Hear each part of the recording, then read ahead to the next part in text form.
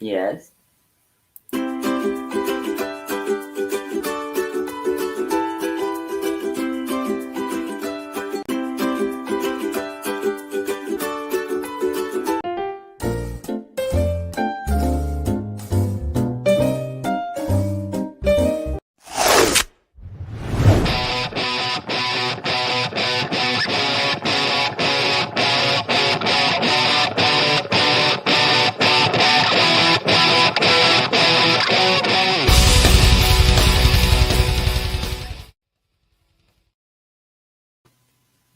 Welcome, everybody, to another edition of the Exes Podcast. I'm Scott. I'm Therese.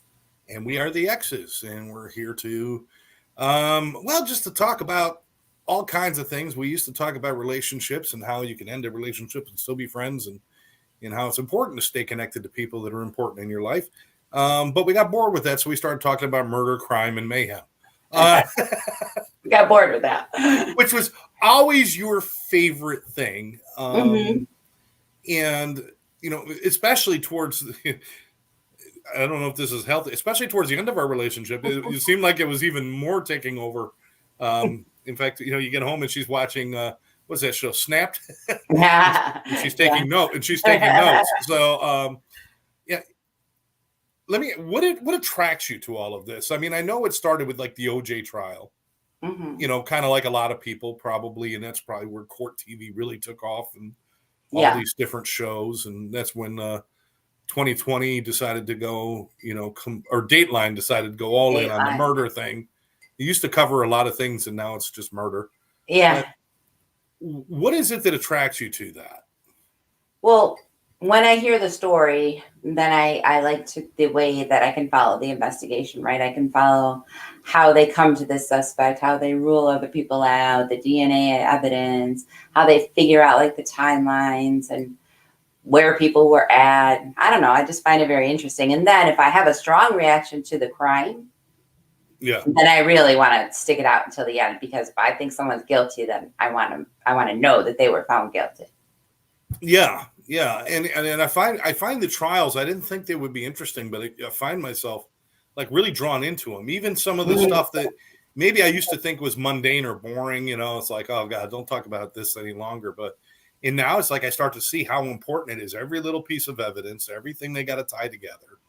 But it's not just as cut and dry as I used to think it was. And so the more you get involved, the more you find out about this stuff. And you also come across some pretty dumb criminals during this period. Yes, you do. I mean, sometimes you just slap your head and just how did they think they were going to get away with this? I mean, how did they possibly think? And we were just talking about the Daybell, the Vallow Daybell murders. With pretty much everybody in the family except for Chad and Lori are dead. So pretty much everybody. Pretty much. But there's some delusion that goes along with some of these crimes about how they. Does it even make sense to you how they can rationalize and be okay? It's got to be it's got to be insanity, is the truth, right? It's got to be something. I mean, there's some serious departmental. Is that how you say it? What? Like, how you put things aside. Compartmentalize. Yeah. It's got to be some seriousness with that, because I don't know how and I've said this often, I don't know how they lay their head down and go to sleep at night.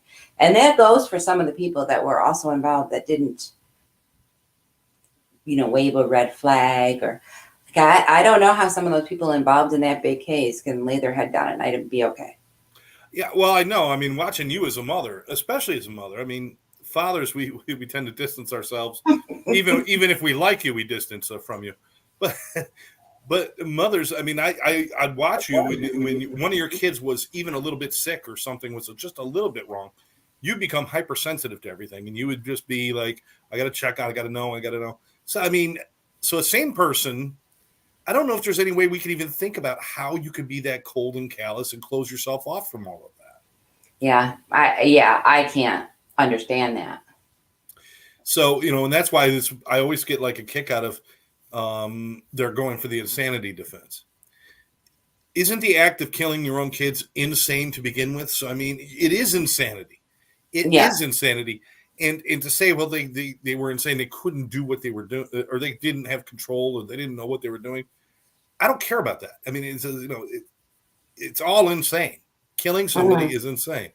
Oh, look who's here. We got Sandy Mom with us. Hi, kids. Hi. And she says, sometimes I think they are just evil. I know it's easy to fall into that, isn't it? I have to say that Letitia Stout, I think she is just an evil person. I really do. Honestly, to her core, I think she's an evil person. I don't think she's crazy. Listen, every picture I've seen of this woman, I'm just thinking she's as crazy as a bag of cats. I mean, she's got psycho written all over her face. No, I don't think she's crazy. I don't think she's crazy. I do think she's evil, though, because even her daughter had, said there were certain things about, she was afraid to say anything to her because she would hit her when she was little, and she just knew. She knew she wasn't supposed to question her mother. So, I mean, that's not like a loving growing up experience, right? Yeah, right. But so let's presume that somebody is evil. Mm-hmm. Isn't that itself a form of insanity, though? Because evil means you want to destroy and hurt things. That's evil, or whatever it might be. But you have to somehow put your humanity aside to be able to do those things. And pretty much what we're talking about when we're talking about people who are crazy in these situations where you hurt people, they don't have the feelings that other people would have. Yeah, that's true. But in the court, insanity has a whole different. In the court, insanity has a whole different definition. Right. It's you have to prove that they didn't know what they were doing at the time and didn't understand the consequences of it. That's true. That is true. Which, once you're covering up for 2 months following the crime and moving a body from place to place to place to hide it, you know what you did was wrong. Even if you maybe were what people can say insane at the time, after the fact, you know it was wrong to do. So you have two choices, right? You're either going to try to cover it up and get away with it, or you're going to call the police and let them come and find out that you did this. Absolutely. That's true. Hi, guys. Gene's with us. Yeah, if you're truly insane, you wouldn't cover up a crime. See, that's the thing. The minute you start to cover it up, it shows that you have control of your thoughts. You have rational thinking. Yes. You don't wipe the prints off of a gun if you're insane. You don't hide the body or throw the gun or bury the knife in the ground unless you know what you're doing. You're hiding something. Or wash your clothes. That's why. And wash your sneakers. That's why, and it brings us back to the Vallow Daybell case where they're saying it was like, I relieved them because they weren't themselves anymore. They were taken over as zombies and they were possessed. Even gave her ex-husband a name that he was possessed by. But you don't really believe that, because if you did, you would be able to say it out loud. Yeah. Everybody's talking to her and saying, why did you do it? And she goes, you don't know what happened. Well, tell me what happened. Well, I'm not going to tell you what happened. The reason she's not telling you, because she knows she was wrong. Yeah. So every argument you have about the kids being zombies now goes out the window. Yeah. If you truly believed it, if somebody broke into the house and came at me with an axe, and if I happen to have a gun and I shot that person, I'm not going to hide that. I'm going to call the police, say this guy came at me with an axe. I didn't have a choice. I had to do it. Mm-hmm. And I've got no problem with that. Of course, I don't own a gun, so now I'm scared. No, I'm good.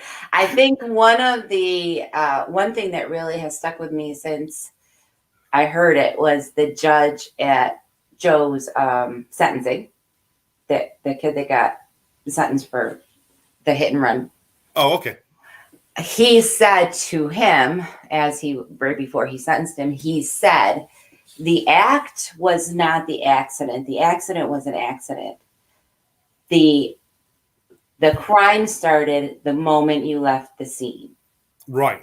So the moment he knew he had done this and he took off, that's when the crime started. Because if he had pulled over and called 911, it would have been a terrible accident, yes, would have been a tragic car and motorcycle accident, but it would have been an accident.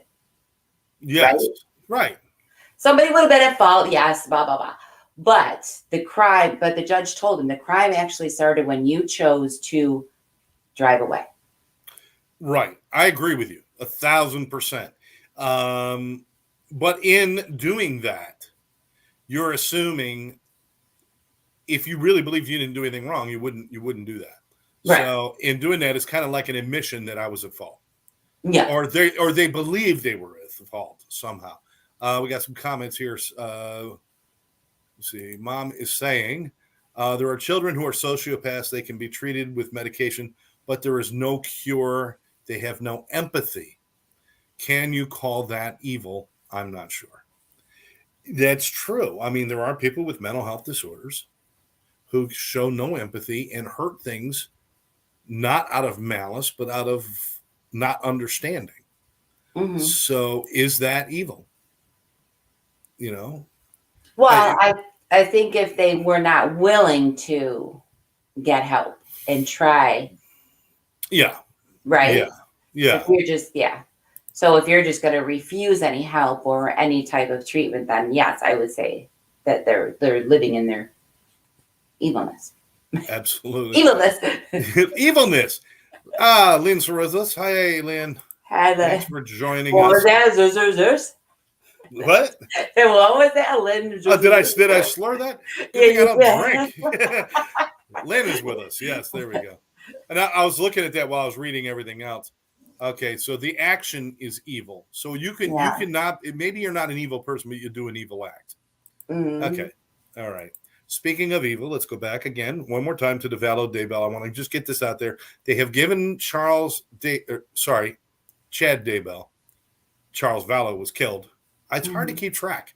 Mm-hmm. Lori was part of the conspiracy to kill Tammy, and I always want to call Lori Tammy. So I guess they adopt the names when they kill people.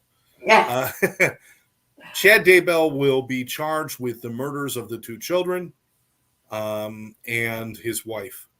And his court date has been set. Lori's court finished a month ago, maybe 6 weeks or about a month ago. She was found guilty on all charges. She's going to be sentenced, I think, in another month. It's about a month away before she gets sentenced. They said in July, I think. Yeah. Yeah, something like that. Yeah, I think there is a date in July. But she's looking at life. Well, she has a court date coming up, June 15th.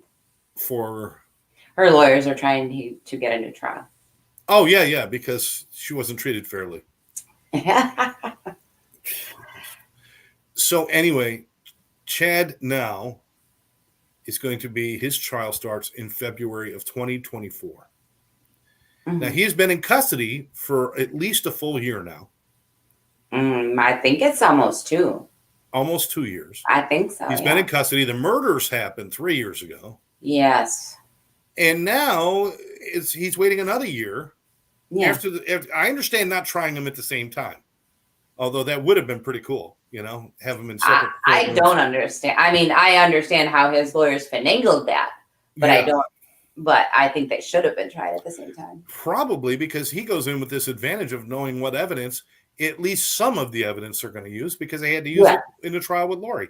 Yes. And so anyway, now we're looking at February. So this will now be 4.5 years after the murders. 4.5 years. When they were known almost as soon as they knew the kids were dead, they knew who did it. And there was this was never a kind of thing like, let's go on a manhunt for some killer. They knew what happened. It was just, they left a trail of breadcrumbs that Ray Charles could have followed. I mean, it's just so easy to figure it out. Well, I understand the evidence was complicated, I know, but it's ridiculous. Well, I think once the kids were found, but there was a lot that was not picked up on leading up to that, which is sad because maybe we didn't have to get to that point. If someone had listened to Charles, if someone had investigated the shooting of Brandon, although was Brandon before or after the kids? I think Brandon was after the kids were already gone. Who? Brandon, Melanie's ex-husband, the one the gunshot? The gunshot?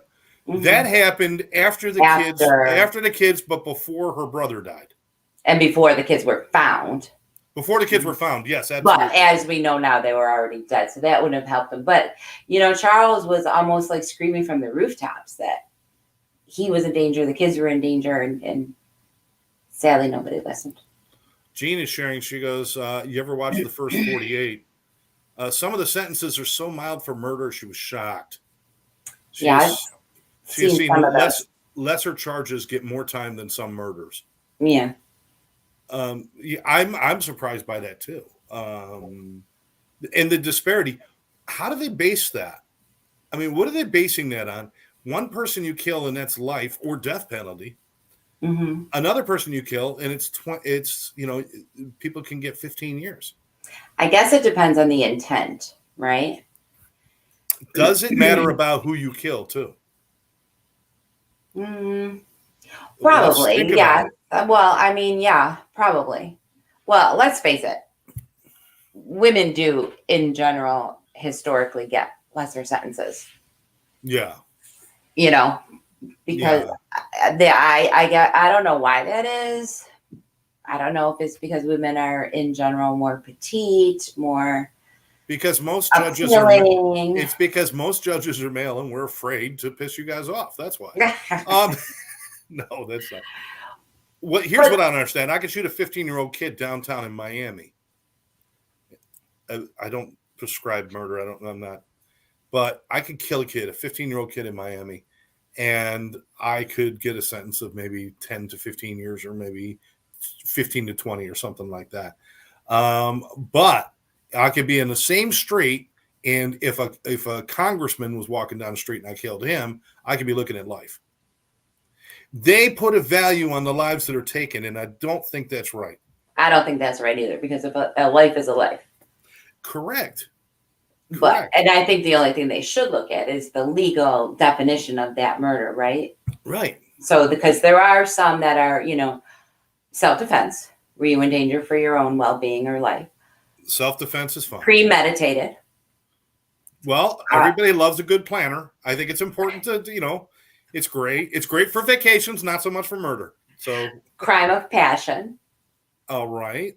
So that would be spur of the moment. You did not bring a gun with you to, right. Okay. You found the knife in the kitchen and something happened. Yeah. Decided to make sushi. Yeah.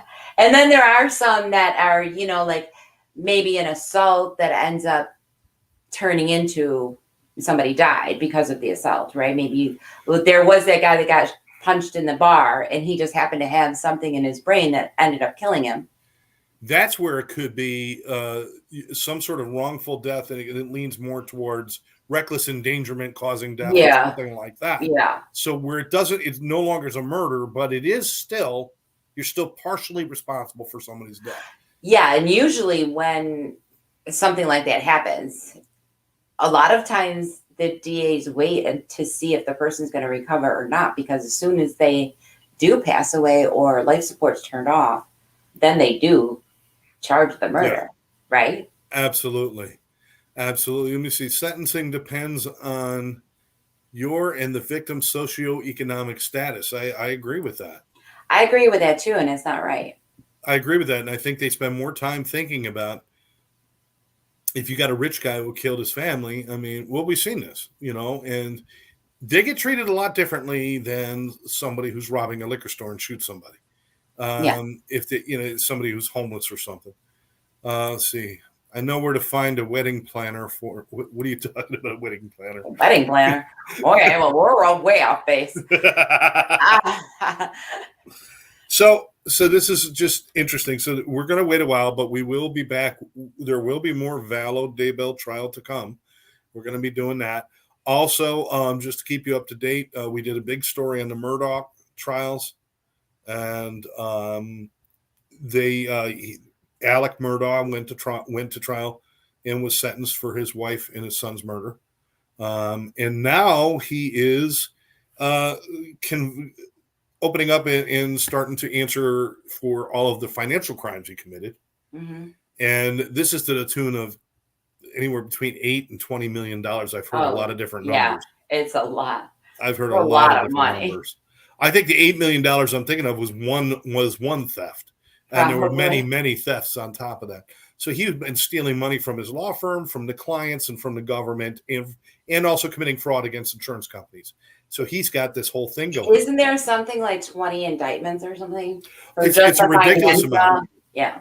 I thought it was a high 20s, like 28 indictments at this point. Could be. It could be. But, so now here's a guy in prison for murder, and now they're going to try him for all this financial stuff. Nobody's going to get any restitution for this. The only thing some people already have. Well, I mean, I guess if there's a way to get restitution, does he have money somewhere? I guess property. I guess he did actually have some money somewhere in some overseas bank. And then one of the lawyer partner people went to the law firm and said, we have to make some of this right. So whatever cases we were involved in, we have to try and make those right. And so like those boys, the housekeeper's sons, they did get some money for that. And Sandy, mom was just saying that Alec lied about the housekeeper's deaths. Yeah. He was found guilty in the, what do you call the other court? Civil court. Yes, that one. Yeah. He was found guilty in civil court for committing, for fraud and for fraud. Defrauding the family and the insurance company. Yes. But he also lied about how she died, and he had a whole story about the dog tripped her. And now he's saying there was no dog. Yeah, he's saying he doesn't think the dog tripped her. Yeah. So it's become a whole big mess. I'm sure there's going to be more to that as we go. But at this point, and we were talking before we came on air, apparently, if they charge him with the financial crime, he'll go to federal prison. He'll go from a state prison to a federal prison, which is nicer. It's much nicer. Mm-hmm. The thread count is through the roof on the sheets. They're really nice. They have squash tournaments and pickleball. They brought pickleball into the federal prisons, and they're very nice. They probably did. And he is in a state prison right now. And they're saying, well, he'll leave the state prison and go to a nicer prison, and then he'll go back to the state prison. So for the remainder, to serve the time for the financial crime over the crime of taking the life of his wife and son. That's a little backwards, if you ask me. Keep him in the nasty place, because chances are he's never getting out. He's not going to survive it to get out. No. I'm actually surprised he survived this long.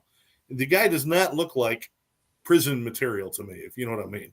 I think it's been in solitary. I think he's been protected. I think so. I think he should be, because he looks like the guy who's going to be crying in the corner of the lunchroom a whole lot. Well, there's also probably quite a few people in that prison that he had hand in seeing go there. What's that? There's probably quite a few people in that prison that he had a hand in sending there. Oh, yeah, because he was a lawyer. Yeah. Let's not forget about that. Yeah. Wow. Yeah, so his lawyers are trying very hard to get him. I think it's a good idea to get him sentenced for the federal crime, so he can get out of there for a while. Jane says, "Put him in a Miami jail." Yeah, that'll do it. That'll do it. All right, so we're catching up on all those. We're going to talk about a few other things. We're going to talk about some urban legends in just a moment. One last thing I want to catch up on that is a crime. First of all, Gene was asking, are we watching the trial of the football player guy? I wasn't watching it, but I did hear the verdict today. Yeah, so that one's already completed. Mm-hmm. It was an ex-NFL player, I think, who killed somebody. New York Giants player. Yeah, and you know what? We see that often. Well, not like a lot, but we've seen it a lot of times. These sports figures who become violent and commit crimes. And I'm going to ask that part of that is because of the violence of the sports they play, and also part of that could be roid rage and other things going on. I mean, there are certain things that go on. Yeah. Plus they're put on a pedestal, right? Especially if you make it to the NFL. Oh, you are like a god. I mean, you can walk in anywhere. You start to believe that with anything. Yeah. People are covering up for you. Absolutely. It was guilty. It was guilty, Gene.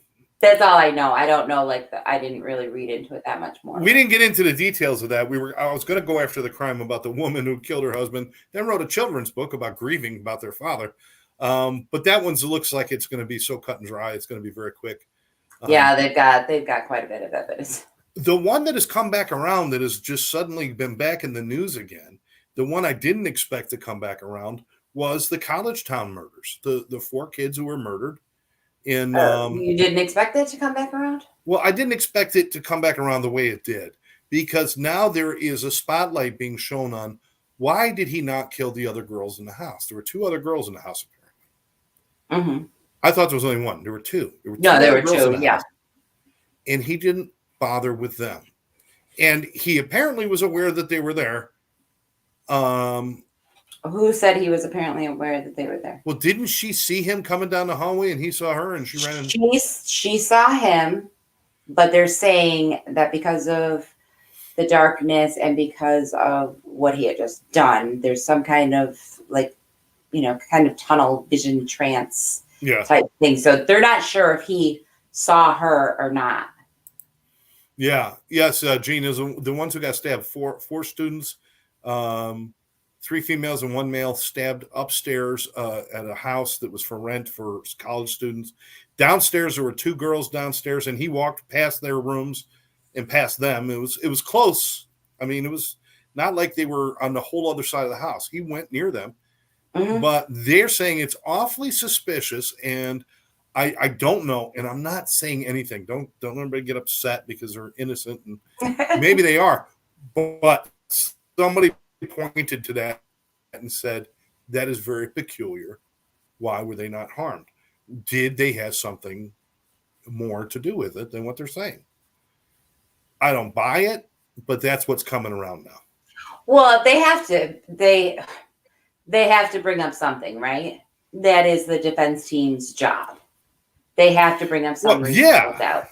And so, yes, it sounds odd, but I don't think the 2 college girls would be in cahoots or know anything that they're friends. I mean, they lived together. They were close. They were friends. I mean, I watched Tara and her roommates, and they would not let anything bad happen to each other. Well, yeah, but how many times do we see friends kill friends? We see it often. Well, yeah, but more often than you want to admit. Well, this poor girl, I think the one that saw him is, I mean, she is traumatized for life, I think. Yeah. She does have the guilt, and she has, because she froze, and I can understand that. You do kind of freeze in fear. She didn't fully understand what was happening, but she saw somebody in the house, and, you live with 4 other people. There may have been nights where there were people they maybe didn't know doing the walk of shame, let's say, right? Yeah. I'm making a note for myself that we need to look up the date for that College Town murder. Look up a date when the trial's going to start, so that we can follow that along a little bit. I don't. They have a preliminary date. Oh, they do. Okay. Yeah. They are looking into unsolved deaths near his home in Pennsylvania as well. They are, but I don't know if they connected him with any of those yet. I think it was just kind of that thing where, if he killed there, then maybe he killed someplace else, and they're checking. That's all. Well, they're under the assumption that because he pulled off killing 4 people by stabbing, that this may not have been the first time that he's done it. So they have to kind of cross their T's and dot their I's and make sure. Well, we were going to talk. So we'll keep you up to date on those. Those are our crimes of the year, I guess, if you will. And we're keeping an eye out. If there's something you'd like us to look into, we're happy to do it. We've got nothing better to do with our lives than to look shit up and see who killed who. And I actually, I get a phone book and I wait for somebody to die and I cross their names out of the phone book. That's what I do. It's my hobby. Don't judge. We were going to talk about urban legends for a little bit. Mm-hmm. And some urban legends are actually based on true crimes that somehow were morphed into it. Oh, did you find that? I did find some. So did I. But more often than not, I found where the urban legend came first, then the crime that kind of mimicked it came afterwards. So hit me with one. Hit me with one that you got. Hit me with what? A true one? Yeah, why not? One that turned out to be fairly true? Fairly true. Fairly true. Okay. I think that's fairly true. We keep The gators in the sewers in New York City. no, Gene, they do not have phone books anymore. I was just making a joke. She said they still have those. No, that's what old people talk about. Okay, go ahead. What are you going to say? The alligators? Alligators in the sewers of New York City. Okay, I looked that one up as well. You know what? You cannot have urban legends. Now, what did you find out about it? I found out that storms and flooding in Florida, as you know, places that have those kind of weather, hurricanes, they can force full-size gators into the sewer systems, but a full-size gator would not survive in New York City. But the police did pull a little baby 2-foot alligator out of a sewer in New York City once. Yeah, once. Once, yeah. Yeah. Well, the legend says they actually have like a whole community of gators under there. Yeah, and the most dangerous things they found under there, because a little baby alligator like that is about as bothersome as a salamander, right? Right. But they did find what was found in the New York City sewer system were 3 huge snapping turtles, which could be very dangerous. A snapping turtle will take part of your hand off. I mean, a large one. They're very, and in Florida, I mean, now like you said, there have been times when a gator might get stuck in a storm drain somehow because of if it's in their native territory. You're not going to find one in Arizona stuck in a storm drain. But in Florida, this was a cool one. A whole herd of manatees somehow got confused during flooding and ended up stuck in the sewer systems. And it was a whole herd of manatees. They had to get out of there. Oh, and poor manatees. They're big, too. They're big. They're ugly. They're dumb. I don't know if they're dumb, but they're big and they're ugly. They're kind of cute. Yeah. Gene says giant rats eat the gators. No, there's no... I mean, there are certainly rats in the sewer systems, but yeah, that whole gator story... Yeah, it's just a tall tale. They wouldn't survive in New York City. All right, let me hit you with one that I found. Organ thieves. Oh. People, if you go somewhere, if you go out of town, you could get roofied and drugged and then wake up with your guts in a bath of ice water, with your guts cut open and your organs missing. And there's a note that says, if you want to live, call the hospital. Well, I'm going to say if your organs are missing, you're probably not waking up. Well, I'm just saying. The legend is that they cut the liver out or whatever they got to steal, or the spleen, because spleens are worth a lot, right? I don't know.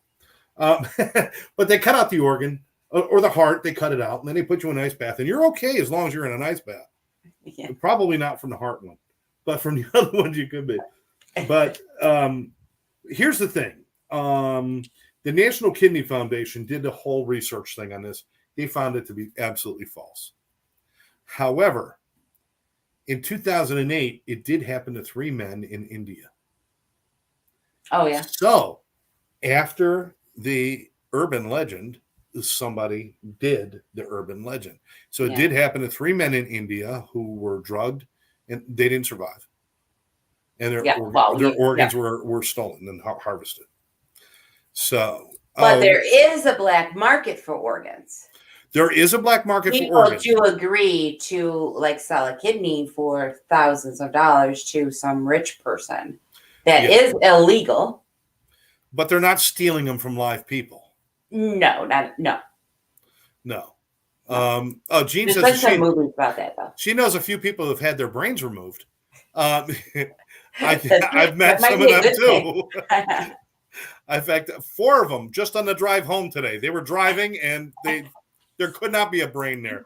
Donna Fahey's with us. Donna, thanks for joining us. The manatees are gentle giants. They are. I know. I just said they look. They're not the most attractive creature on the planet. I'm being nice, but they are gentle and they're surprisingly graceful. It's like an elephant in a tutu. They are so graceful when they go. An elephant in a tutu. Yeah, it's beautiful. Okay, what do you got? One more. I don't know how you say it because I can't read my writing very well here. but the cropery of Staten Island. Cropery of Staten Island. Oh no, it's Capri. Capri, is that Yeah. what it is?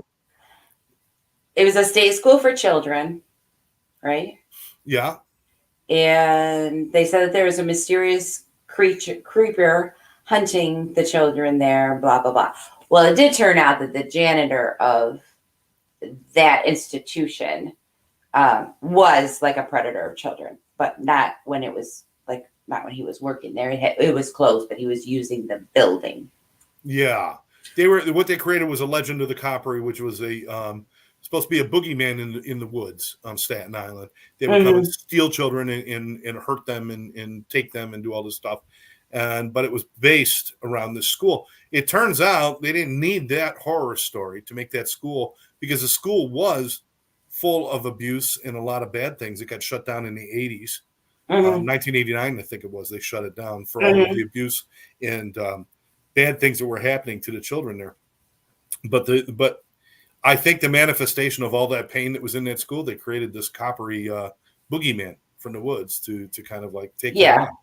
But apparently they really did have a boogeyman, Andre Rand, who was found guilty in 1988 for although they said that they never had any. Wait, I wrote this. They found him to be responsible for the disappearance of several children, but they never had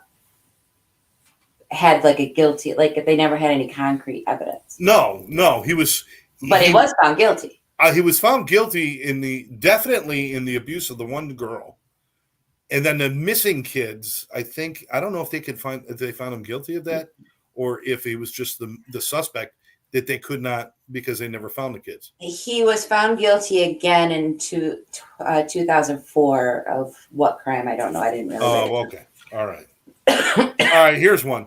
A guy who wants to fly ties a bunch of helium balloons to his lawn chair and ends up flying up into the stratosphere. You heard that? Yeah. There's a whole movie about that. Yeah, Up, yeah. Okay. True story. It is a true story. It is?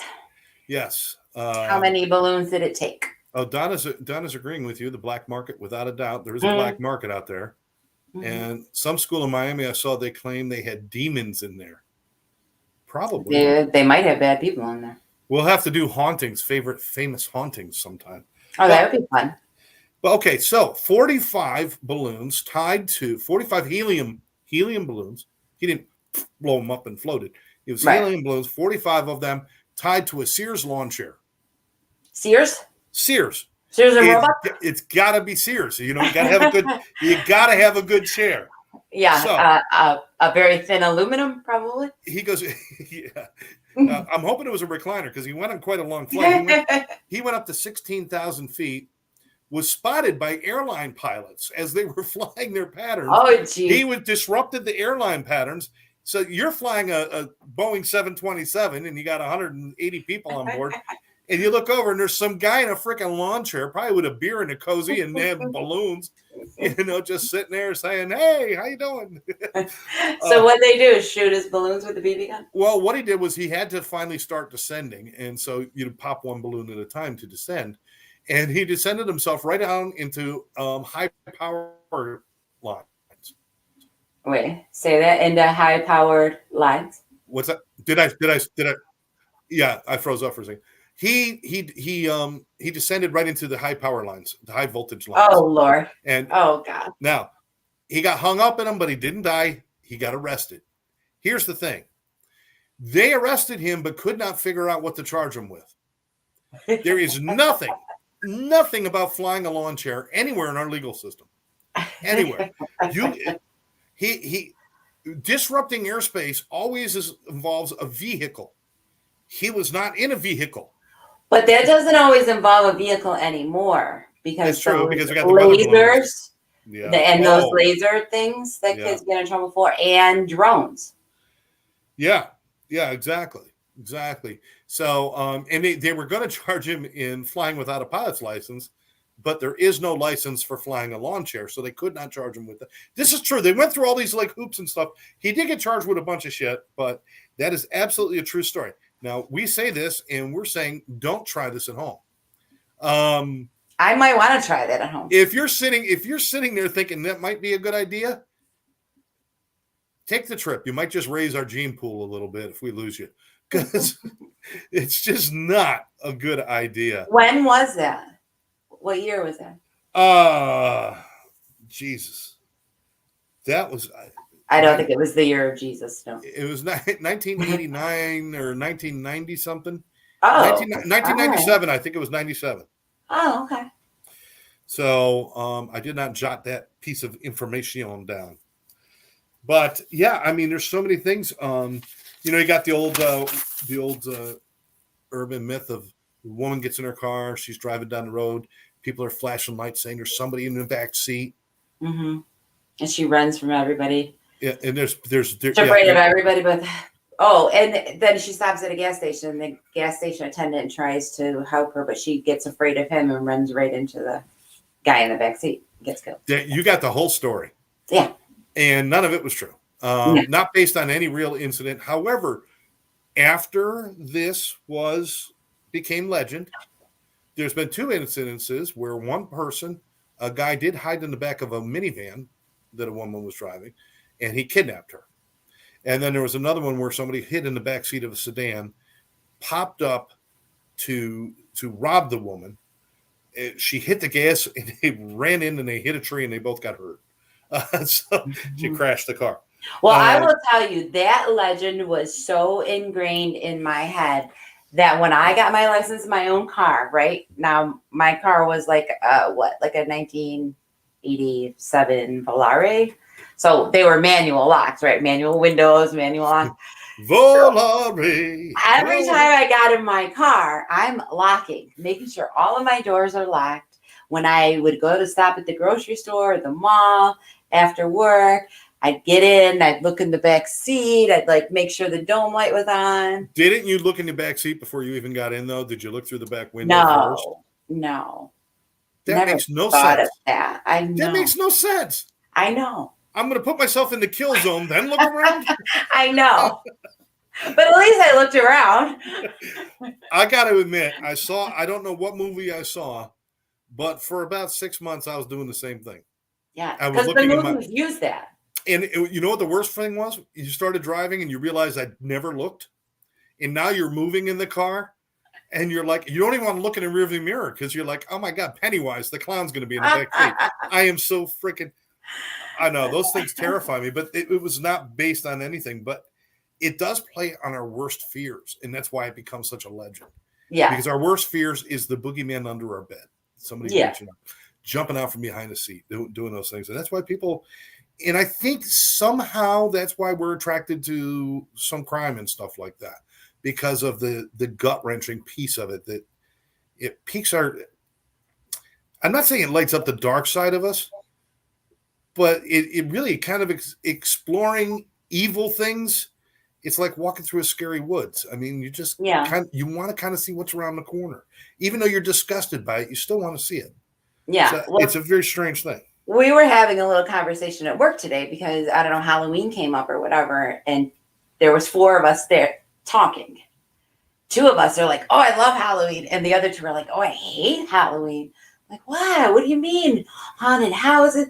And they were telling stories about how they were traumatized going through these haunted houses. And then the other 2 of us were laughing and saying, oh my God, I've been to this one, and it's so much fun. And I don't know. It's people are different. People are different. Yeah, I know. Halloween was always our favorite holiday here. Mm-hmm. And I still love it. I still going outside with the music and doing all that.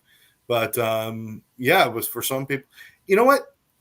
If you don't want to go, if you don't like haunted houses, here's an idea. Don't go to one. Well, yeah, but then you run into the fact that, their husband likes to go. So do they always deny him of going, or do they suck it up once in a while? Well, if they're afraid, obviously they're afraid because they think they might get murdered in a haunted house. So if their husband really wants to go, send him alone and work on your wills and your insurance papers. Donna says, I'm phobic of getting in an elevator and the doors open and one man's in there and I don't get in. LOL. Yeah. That is a fear. That is a fear.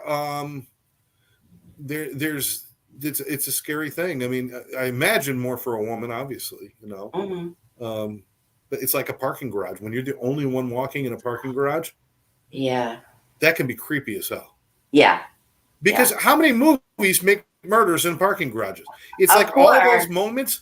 It's like I can think of 10 movies that I saw where somebody gets murdered next to their car. Right. I know. Under the car, next to the car, run over by the car. The other one is the babysitter one. That one used to scare the bejesus out of me too when I was a kid. Which one is that? Where the babysitter is getting all the crank calls, and then she calls the police, and they say they trace the call and it's coming from inside the house. Okay. There is a basis for that, but there's also an urban legend about somebody living in someone's house with them for like extended periods of time and the other person not knowing that they're living in there. Mm-hmm. And like turns out or something. there were cases of squatters living in people's attics for up to 6 months without ever being caught. Oh, Lord. Yeah. Could you imagine? Oh, man. Let out an attic. I know. Oh, here we go.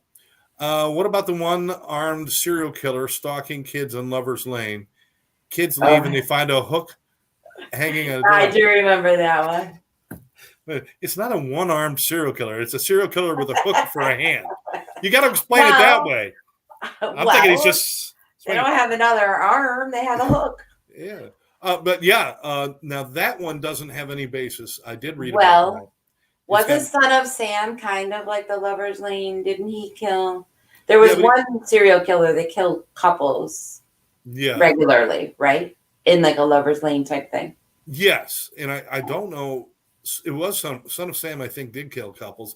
But there was another one that also did it. But those were both done with guns. Yeah. Those were both done. Yeah, not a hook. Yeah. So the hook thing, there is no basis for that other than just great movies and different things. Fear of Peter Pan. I Know What You Did Last Summer and all those kind of movies always got that hook. And yes, it was Son of Sam. Ah. I'm afraid my husband and daughter always go. They always go to the haunted house. At least they got each other. That's good. That's true.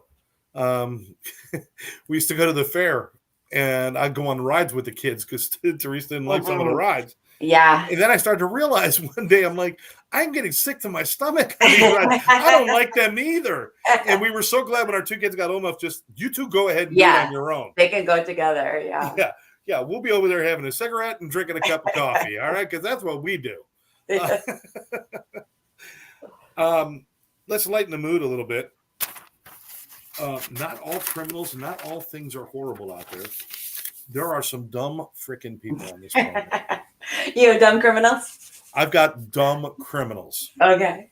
I've got Blake Leak, who was caught breaking into a store. The police chased him, but he outran him and hid in a building in the middle of a big field where he was promptly nabbed because he had just broken into one of the buildings at Sing Sing prison. True story. That's not too bright. Aaron Where Morrison, is Sing Sing anyway? What? Where is that prison? It's in New York. It's somewhere in New York. Okay. Aaron Morrison robbed a liquor store, but was caught. He was caught, and his police, by the time he got home, he robbed a liquor store. By the time he got home, police were waiting at his house for him. Because on the way out the door, he dropped a note to the clerk with his name and number asking her on a date. Hello, McFly. That's pretty funny. Oh, Milton Hodges. Milton Hodges robbed a Lowe's in Florida. He robbed the Lowe's and he ran down the street, evading the police. He jumped over a fence and found himself in the middle of a nudist colony, where the police says it was quite easy to spot him. You think? Oh my gosh. These are true stories. Did you notice anything? What? They're all male. I know. I'm looking for. I haven't found a dumb woman yet. Oh, good. No, they're the ones that send them out to do this shit. Two guys decided to rob an office supply store during back to school weekend because there was going to be so many people in there. They thought it'd be a perfect time. And they knew this office supply store was throwing a special back to school event that day. and they went in there to rob the place. What they never read was the rest of the flyer that said it's Shop with a Cop Day, and there were 60 police officers in there helping the kids buy their supplies. That's awesome. Oh my gosh. That's too funny. Read the fine print, people. Well, wouldn't you turn around if you walked up to the doors and you see 5, 6, 7 police officers in there? Like, wouldn't you leave? Wouldn't you change your mind? I don't know. Apparently not. There's another one. I didn't write it down because it was just too unbelievable. A guy was in a coffee store and everybody was standing online, and he cut in front of the 2 people in front of them, walked up to the cashier, threw coffee in the cashier's face, and said, "Give me all your money." The 2 people that he cut in front of were 2 fully uniformed police officers. 2 fully uniformed police officers. Anyway, okay, James Rhyme of Memphis decided to go into the counterfeit business, and he made $100 bills. He was caught the very first time he tried to use them. He had accidentally put Lincoln's face on a $100 bill, which should be Benjamin Franklin's face. Lincoln is on a $5 bill. Stupid. Oh my God. Another guy returned his printer to Target and convinced them to give him his money back for the printer, but did not take all of the papers out of the printer when he returned it, and they realized he was using that printer to make counterfeit bills, and he was arrested. He left the counterfeit bills inside the printer. Dumbass. Oh, two more. James Washington thought he was having a heart attack and dying. So he called a priest and a police officer, and he wanted to confess to a 17-year-old murder that he had committed. A short time later, he burped, realized it was only gas, and went promptly to jail. True story. He thought he was dying. A man in Fort Worth, Texas, broke into a home at 3 a.m. You can't make this shit up. He broke into the back of a house at 3 a.m. to rob the house. What he found inside was 7 police officers all inside the house investigating a break-in that happened 3 hours earlier. Oh, jeez. That's just bad luck. That's just bad luck. But wait, he broke into the house from where? He broke into the back of the house. Okay. And as soon as he got into the house, he walked right into a scene with police officers. The house, it might have been a big house or something like that. No police cars, no lights. He didn't see any of that. No reflection. He snuck in the back of the house. I know, but out front. Yeah, but still. Well, maybe they just come on. There's an ambulance 2 blocks away, and you can see the glow of the light. That's true. That's true. Yeah, living in Florida, that's like 3 times a day. Anyway, so thank God for the dumb criminals that keep us entertained. Yeah, and you're right. Yeah. Next show, I'm gonna have to find a dumb woman criminal. They got to be out there. Yeah, that's a fun way to end. That's pretty funny. Absolutely. Next, my favorite one of all time was the Australian guy who went in to rob a store. He decided to rob a store. He pulled up in his car, left his car running out in front of this gas station store, ran in to rob the store.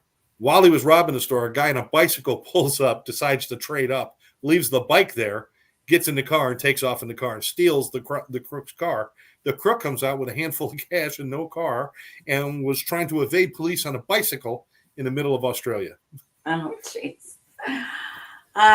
Crazy. All right. So we've got a lot to look at. We're definitely going to, we'll keep our little fun segment at the end of funny crimes, just to kind of wrap things up. Lighten it up, yeah.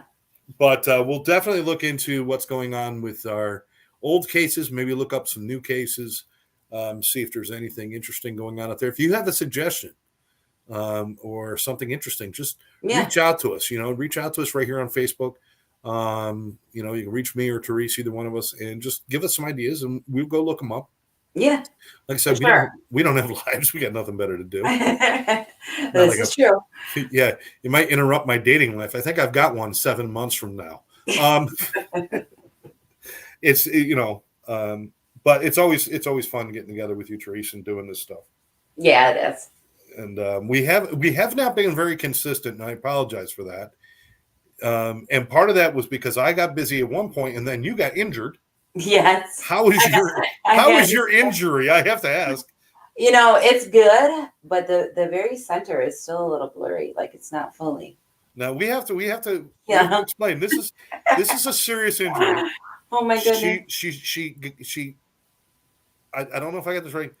You had one of those horrible got your nose accidents.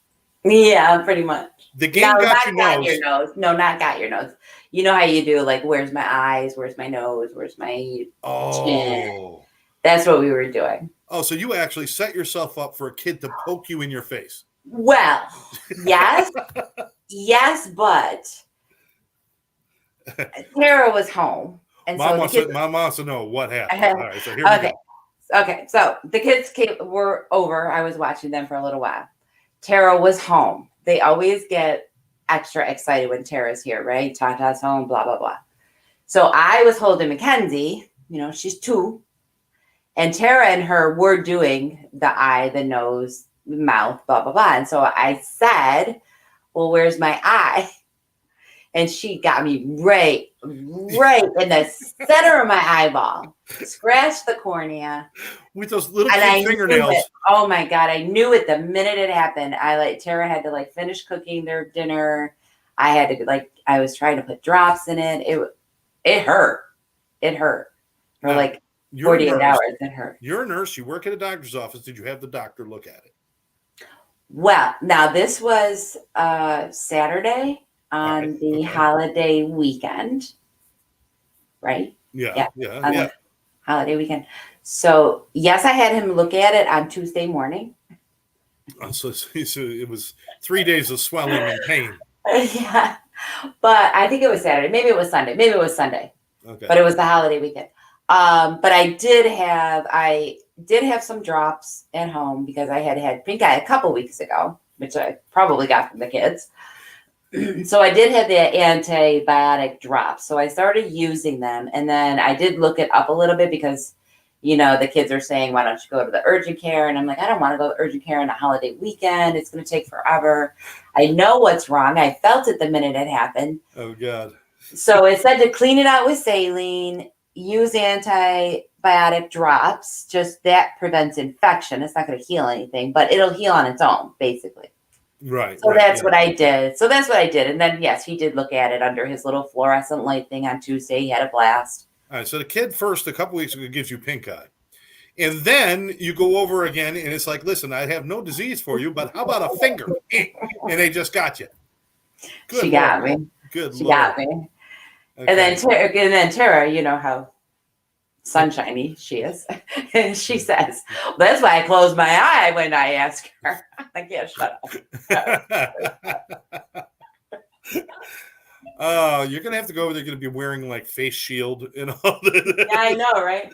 This stuff. And it's little I should wear those safety glasses next time I have them. You really should.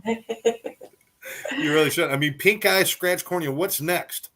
Just a whole spoon right in the eye socket. It was just a fluke. She got me just right with those little sharp nails, Oh, I remember those little kid nails. Mm-hmm. Yeah, it's so cute. And they grab your lip or they grab your nose, and all of a sudden you got a gouge in it, like you just wrestled a puma. Yeah. God. Well, we have come to the end of our show, Therese.